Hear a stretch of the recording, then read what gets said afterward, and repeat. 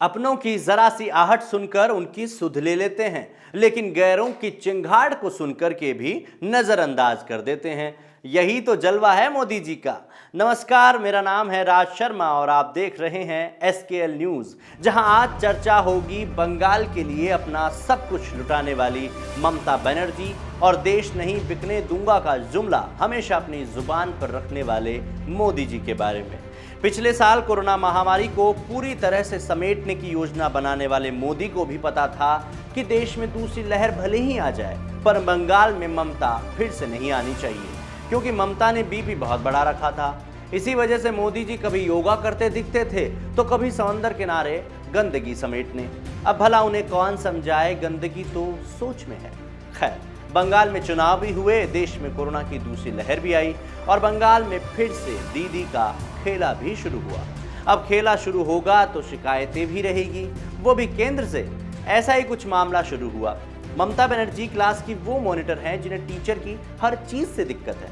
हालांकि दिक्कत वाजिब भी रहती है, पर टीचर बेचारा मॉनिटर को पद से हटा नहीं सकता, क्योंकि पूरी क्लास मॉनिटर के पक्ष में है। अब टीचर को मॉनिटर को सबक भी सिखाना है और पूरी क्लास भी संभालनी है, तो टीचर निकालता है अपना ब्रह्मास्त्र। अपने चहेते बच्चों को टीचर अच्छे नंबर देता है और मॉनिटर के साथ शुरू करता है भेदभाव का खेला, जिसमें वो कितनी भी मेहनत कर ले, चहेते बच्चों के मुकाबले नंबर कम ही मिलते हैं। ठीक ऐसा ही बंगाल में ममता बनर्जी के साथ भी हो रहा है। गुरुवार को केंद्र सरकार पर भेदभाव करने का आरोप लगाते हुए केंद्र की वैक्सीन पॉलिसी पर ममता ने दूसरी बार सवाल उठाए और कहा कि गुजरात, उत्तर प्रदेश और कर्नाटक को बंगाल के मुकाबले ज्यादा वैक्सीन दी जा रही है।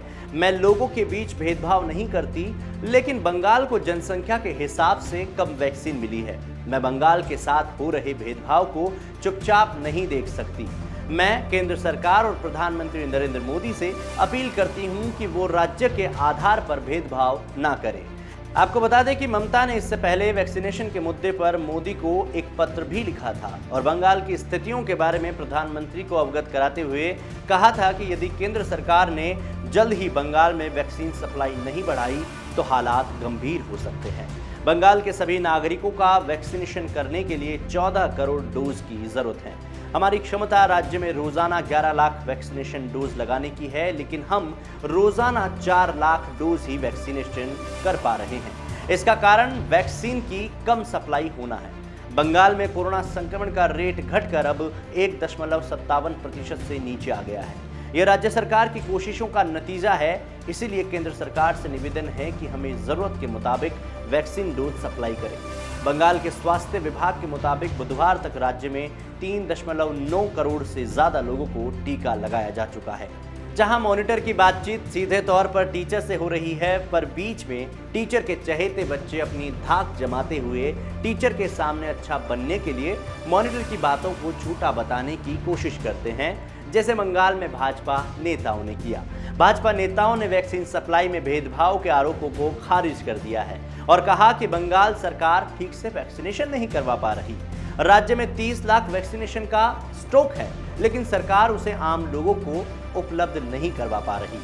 अब कौन सही बोल रहा है और कौन नहीं, इसका फैसला आने वाले दिनों में ही होगा। पर अभी जरूरी वैक्सीनेशन के लिए केंद्र को बंगाल की तरफ ध्यान देना ही होगा, वरना शायद अगले चुनाव में हार का सामना करना पड़े। फिलहाल के लिए इतना ही। आप देखते रहिए एसकेएल न्यूज।